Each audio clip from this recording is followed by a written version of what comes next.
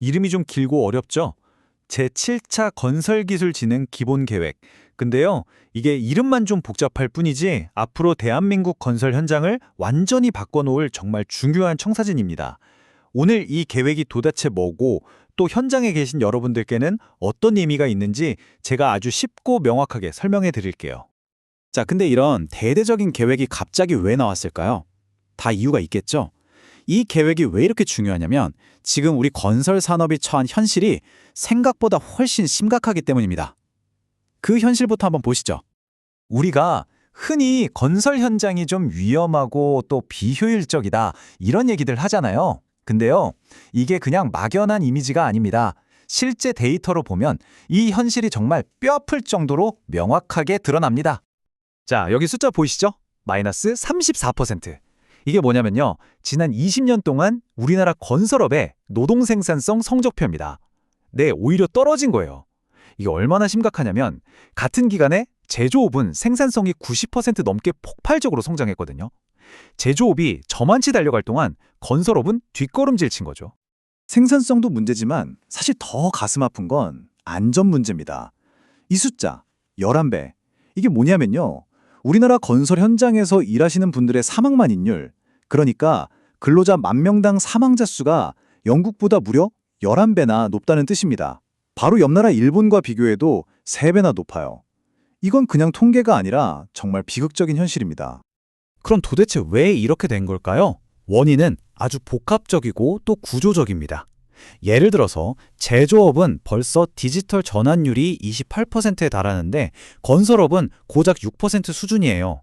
아직도 대부분을 사람 손에 의존하고 있다는 거죠. 이러다 보니까 젊은 사람들은 안 오려고 하고 현장은 점점 나이 들어가고 이런 악순환이 계속되면서 지금의 위기를 만든 겁니다. 자, 상황이 이렇다 보니까 더 이상은 안 되겠다. 정부가 드디어 칼을 빼들었습니다. 그래서 나온 게 바로 오늘 우리가 이야기할 국토교통부의 5개년 로드맵 제7차 기본계획입니다. 이게 그냥 이렇게 하면 좋겠다 하는 권고 수준이 아니에요. 법에 따라서 5년마다 무조건 세워야 하는 말 그대로 법정 계획입니다. 그만큼 강력하다는 뜻이죠.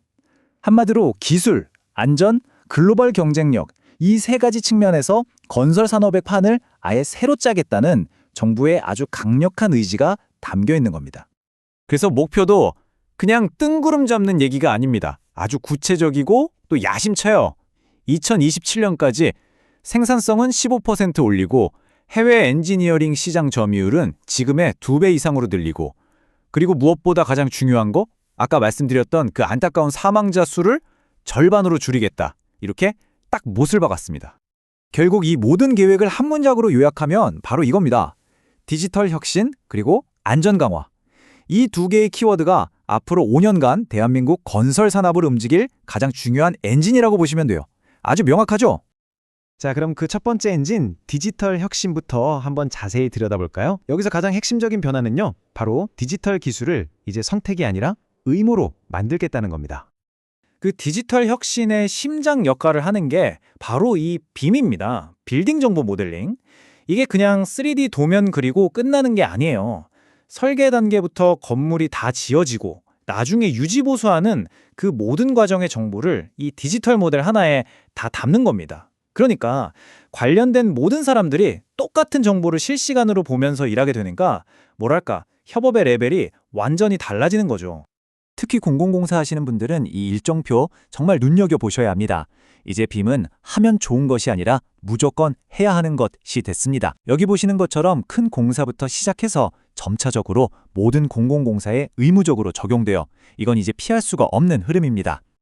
물론 빔이 전부는 아니에요. 이 계획은 빔을 중심으로 해서 현장에 드론을 띄워서 진행 상황을 실시간으로 확인하고 위험한 일은 로봇이 대신하고 곳곳에 설치된 IoT 센서가 위험 신호를 미리 알려주는 이런 다양한 스마트 기술들을 적극적으로 도입하겠다는 겁니다. 말 그대로 건설 현장 전체를 하나의 스마트 생태계로 만들겠다는 거죠. 자, 지금까지 디지털 혁신에 대해 이야기했고요. 이제 두 번째 엔진, 안전 강화로 넘어가 보겠습니다. 아까 봤던 그 충격적인 숫자들 기억나시죠?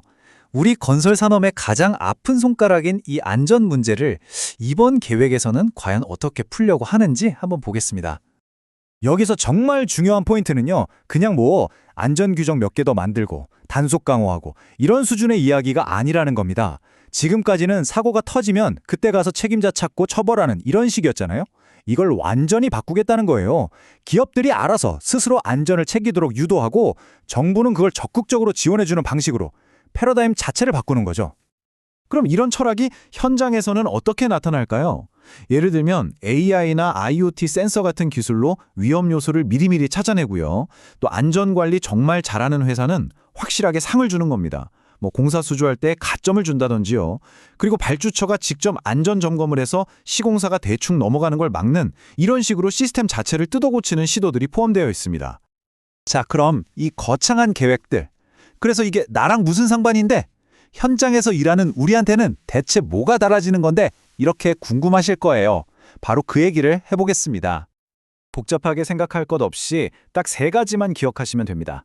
첫째, 빔 같은 디지털 역량은 이제 있으면 좋은 스펙이 아니라 없으면 안 되는 생존 필수품이 됐습니다. 둘째, 그냥 벽돌 쌓고 시멘트 바르는 단순 시공만으로는 안 돼요. 기술력으로 승부하는 고부가가치 엔지니어링 역량이 훨씬 더 중요해질 겁니다. 그리고 마지막 셋째, 안전은 이제 돈 나가는 비용이 아니라 생산성을 올리는 최고의 투자라는 인식이 자리 잡게 될 겁니다. 이 3가지가 핵심이에요. 자, 정부는 이렇게 앞으로 5년 그리고 그 이후의 미래를 위한 청사진을 제시했습니다. 이제 공은 현장에 있는 우리 모두에게 넘어왔죠.